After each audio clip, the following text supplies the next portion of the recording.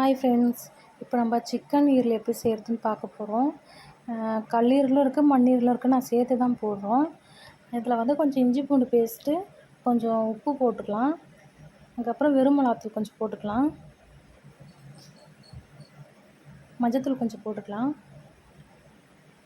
அடுத்தது வந்து இது வீட்டில் அரைச்ச கரம் மசாலா, அது கொஞ்சம் போட்டுக்கலாம். ஒரு 2 ஸ்பூன் போட்டுக்கலாம். அப்புறம் வீட்டு மிளகாத்தூள், வீட்டில் அரைச்ச மிளகாத்தூள், அது ஒரு 2 ஸ்பூன் போட்டுக்கலாம்.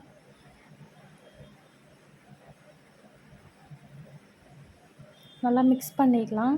நல்லா அந்த மசாலாலாம் நல்லா உள்ளே போயிட்டு கொஞ்சம் நல்லா ஊறணும். நல்லா மிக்ஸ் பண்ணி வச்சுட்டு நம்ம ஃப்ரிட்ஜில் வச்சிடலாம். ஃப்ரிட்ஜில் ஒரு 20 நிமிஷம் வச்சு நம்ம எடுத்து அதுக்கப்புறம் சமைக்கலாம். ஒரு கடாயில் வந்து எண்ணெய் கொஞ்சம் ஊற்றிட்டு, எண்ணெய் ஊற்றி நல்லா காயட்டும் எண்ணெய். கொஞ்சம் சோம்பு போட்டுக்கலாம்.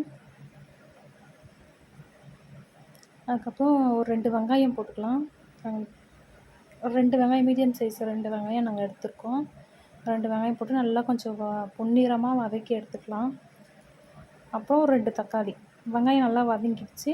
2 தக்காளி போட்டு அதுவும் கொஞ்சம் நல்லா வதங்கின பிறகு கொஞ்சம் நம்ம தேவைக்கேற்ற சால்ட்டு போட்டுக்கலாம். நம்ம ஊற வைக்கும் போதே கொஞ்சம் போட்டிருக்கோம், இப்போ கொஞ்சம் நம்ம போட்டுக்கலாம். அப்புறம் ஃப்ரிட்ஜில் வச்சதை கொஞ்சம் வெளியே எடுத்து வச்சுட்டு, இப்போ நம்ம அந்த தக்காளி வெங்காயம் வதக்கணும் பார்த்திங்கன்னா, அதோடு சேர்த்து நல்லா மிக்ஸ் பண்ணிக்கலாம்.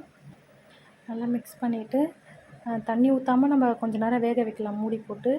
ஒரு கால்வாசி வெந்ததும் ஒரு அரை கிளாஸ் நம்ம தண்ணி ஊற்றிக்கலாம். தண்ணி ஊற்றி திரும்ப வேக வைக்கலாம்.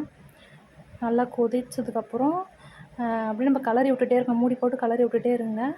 நல்லா சுண்டிடும். தண்ணியெல்லாம் சுண்டதுக்கப்புறம் சிக்கன் ஈரல் ரெடி.